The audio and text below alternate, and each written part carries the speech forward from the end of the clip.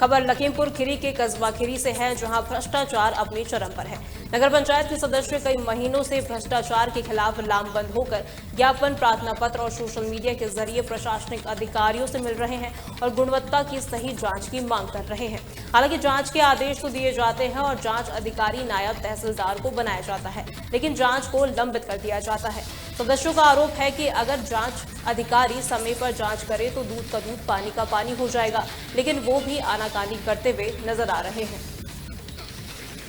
लगातार भ्रष्टाचार के खिलाफ नगर पंचायत के सदस्य लगातार प्रार्थना पत्र देते हुए नजर आते हैं। इसी के संबंध में आज जिलाधिकारी को फिर प्रार्थना पत्र दिया गया। उसमें जो खीरी नगर पंचायत की जो गुणवत्ता है उसके खिलाफ लगातार एप्लीकेशन, प्रार्थना पत्र दिए जाते हैं, लेकिन अभी तक जांच नहीं हुआ। आरोप ये भी लगाया जा रहा है कि जो नायब तहसीलदार है उनके पास जांच है, लेकिन 1 साल से ज्यादा हो गया है, अभी तक जांच उनकी पूर्ण नहीं हो पा रही है। और जांच पूर्ण ना होने के कारण लगातार जो और भी कार्य हो रहे हैं उसमें भी दोहरा व्यवहार किया जा रहा है। उसके बाद में कई सभासद यह भी कहते हुए नजर आ रहे हैं कि जिस तरीके से हमारे वार्डों में काम नहीं हुआ है, चाहे वो नाला निर्माण हो, चाहे रोड सड़क का निर्माण, लेकिन जो काम हुए हैं, जो नाला निर्माण हुआ था उसमें उल्टा पानी आ रहा है। उल्टा पानी आने के कारण जो आधी खीरी लगभग जलमग्न हो जाएगी, ऐसा आरोप कहते हुए नजर आ रहे थे। अब देखना बाकी ये है कि नायब तहसीलदार के पास जो जांच है, जांच कब तक पूरी होगी, कि पूरा कार्यकाल खत्म हो जाएगा शायद तब जांच हो, ये समय के गर्भ है। तहलका डिजिटल के लिए लखीमपुर खीरी से अशरफ अंसारी। हम लोग यहाँ कई बार शिकायत कर चुके हैं, कोई कार्रवाई नहीं हो रही है। आज हम लोग फिर आए हैं शिकायत लेके, तो उन्होंने आश्वासन दिया है, फोन भी किया है अभी LBC को कि वो साहब को बुलाएं और जल्द से जल्द कार्रवाई करवाएं। मैं जो है लखीमपुर मुख्यालय पे आया हूँ डीएम साहब से मिलने के लिए, और हमारे तमाम साथी भी हैं, तमाम सभासद लोग भी हैं हमारे संघ में। मैं उनकी तमाम गुण, जो हमारे यहाँ नाले बन रहे हैं, शौचालय बन रहे हैं, उनकी गुणवत्ताओं की जो है जाँच के लिए भी मैं शिकायत करने आया हूँ, और तमाम शिकायतें इनसे पहले कर चुका हूँ, लेकिन गाजियाबाद साइबर क्राइम पुलिस ने एक अंतर्राष्ट्रीय गिरोह के 7 सदस्यों को गिरफ्तार किया है, जो फर्जी बीमा पॉलिसियां बेचकर लोगों को ठगते थे। पुलिस ने इनके पास से 26 मोबाइल फोन, 6 पासबुक और करीब 2 लाख रुपए नकद बरामद किए हैं। ये गिरोह अब तक 4.50 करोड़ रुपए कमा चुका है। ये लोग फर्जी सिम कार्ड का इस्तेमाल कर पॉलिसी धारकों को ज्यादा लाभ का लालच देकर फंसाते थे। उनके पास से पुरानी बीमा पॉलिसियों का पूरा डेटा होने के कारण किसी को शक भी नहीं होता था। कमिश्नरेट गाजियाबाद के साइबर थाने ने और इसमें नेतृत्व एडिशनल DCP साइबर क्राइम का था, उनके नेतृत्व में एक बड़े गैंग का पर्दाफाश हुआ है। ये एक अंतर्राज्यीय गैंग है जिसमें 7 व्यक्तियों की गिरफ्तारी की गई है। इन 7 व्यक्तियों में जो मुख्य 2 व्यक्ति हैं, अमन अग्रवाल एवं राहुल शर्मा, इनसे पूछताछ से कई जानकारियाँ, महत्वपूर्ण जानकारियाँ प्राप्त हुई हैं और एक बड़े गैंग का पर्दाफाश हुआ है, जिसमें इनके द्वारा ये बताया गया है कि इन्होंने फर्जी बीमा पॉलिसीज़ करीब 1000 से 1500 लोगों को बेची है। और इसके पीछे की कहानी जो पूछताछ से समझ में आई है वो इस प्रकार की है कि इसमें ये दोनों व्यक्ति जिसके मुख्य अभियुक्त हैं, इन्होंने अपने साथ बाकी अन्य कई लोगों को जोड़ रखा है। ये दोनों पहले हक्सर कंपनी में काम करते थे, जो एक अधिकृत कंपनी है जिसके पास बड़ी बीमा कंपनीज का डेटा, ग्राहकों का डेटा उनके पास उपलब्ध होता था।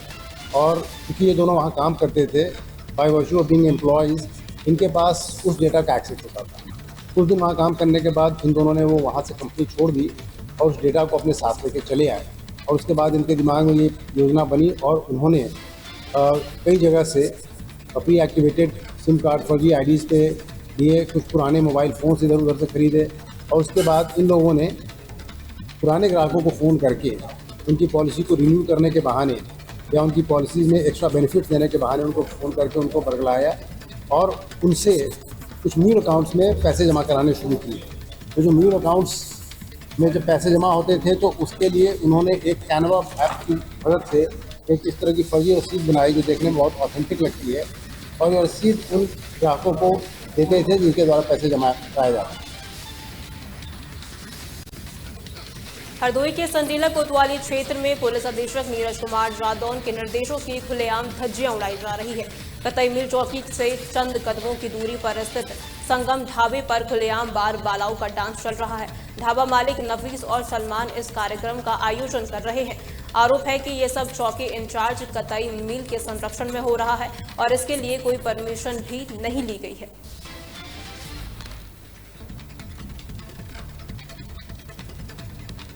तो ये तस्वीरें आप देख सकते हैं जो कि हरदोई की है, जहां पर खुलेआम बार बालाओं का डांस चल रहा है। इस ढाबे जो ये ढाबा मालिक है नफीस और सलमान इस कार्यक्रम का आयोजन करते हुए नजर आते हैं और ये भी आरोप लगा है कि ये सब चौकी इंचार्ज कतई मिल के संरक्षण में हो रहा है और इसके लिए कोई परमिशन भी नहीं ली गई है।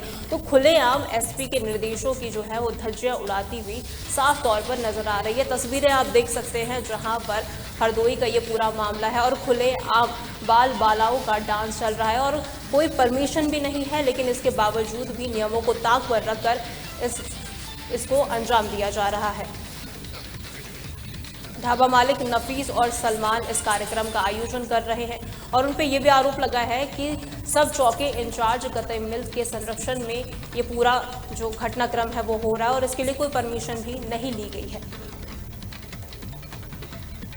जौनपुर जिले में सरकारी स्कूल को समायोजित किए जाने के विरोध में ग्रामीण और संघर्ष समिति के सदस्यों ने जूनियर हाई स्कूल पतियापुर गांव में धरना प्रदर्शन किया। ग्रामीणों ने प्रदेश सरकार के इस निर्णय का विरोध करते हुए इसे नैनीहालों के भविष्य के साथ खिलवाड़ बताया। ग्रामीणों का आरोप है कि स्कूल बंद होने के बाद बच्चों को शिक्षा के लिए कई किलोमीटर दूर जाना पड़ेगा। प्रदर्शन के बाद ग्रामीणों ने प्रदेश के राज्यपाल को संबोधित एक ज्ञापन नायब तहसीलदार को सौंपा और विद्यालय बंद न करने की मांग की। स्कूल बंद ना हो, मेरे गांव के स्कूल है, गरीबन बदे सरकारी स्कूल बन रहा है, गरीब तो कहाँ से नहीं लड़कियां पढ़ा रहे, पैसा कहाँ कमाई उतनी बड़ा गरीब गाड़ी के लड़कियां पढ़ा रहे, छोटे छोटे बच्चे हमारा तो पहुँचाई जाए अब बच्चे जब फिर जाए शाम के लिए आई था और वहाँ जाइए हाईवे पर गाड़ी में ट्रेन में लड़कियों को कटिए मरिए तो भागीदार हो सरकार हो कोई भी हो या प्रधान हो कोई पता कोई देगा जान। सब बच्चे लोग कटक मारता है, बड़े बड़े साइकिल चला के बंद नहीं करना चाहिए। शिक्षा प्राप्त करने का मौलिक अधिकार है और हम वह जो मौलिक अधिकार है उसके तहत हमारे बच्चों को जो बच्चे 6 वर्ष से 14 वर्ष तक के हैं उनको 1 किलोमीटर के दायरे में शिक्षा उपस्थित कराने का सरकार का कर्तव्य होता है। उसी के आधार पर हम सब इसका विरोध कर रहे हैं। जो सरकार मर्ज की व्यवस्था लाई है, कल ही शिक्षा अधिकारियों ने हमारे विद्यालय पहतियापुर को सिंगरामऊ में मर्ज कर दिया, जो हमारे गांव से लगभग 2.5 किलोमीटर या 3 किलोमीटर है और उसके बाद हाईवे का रास्ता है, वहाँ और कोई अन्य। हरदोई के विकासखंड हरियावा में जन्म प्रमाण पत्र बनवाने के नाम पर लोगों से अवैध वसूली की जा रही है, जिससे आम जनता परेशान है। आरोप है कि खंड विकास अधिकारी और नायब तहसीलदार की मौजूदगी में ये काम हो रहा है। जनता का आरोप है कि कर्मचारियों द्वारा जन्म प्रमाण पत्र के लिए 400 से 600 रुपए वसूले जा रहे हैं। शिकायतकर्ताओं ने आरोप लगाया है कि उनसे ज्यादा पैसे लिए जा रहे हैं और पैसे न देने पर उनका काम नहीं किया जाता है। जो ज्यादा पैसा देता है उसी का काम किया जाता है। हम बच्चे के जन्म बनवाना है, आधार हो नहीं में देखो लाइन में लगे, नहीं में देखो बनाओ, पैसा मांगे 5 से 3 कह रहे 3 एफिडेविट के 3 4 5 रुपए किसी से 400 हमारे पास नहीं है, इसलिए हमारा नहीं बनाया है। 5 घंटा हो गए, हमें हार्ट के पेशेंट है तो हम किसानत कर रहे हैं हाथ जो। खबर उत्तर प्रदेश में फिलहाल के लिए इतना ही। देखते रहें तहलका डिजिटल 24/7।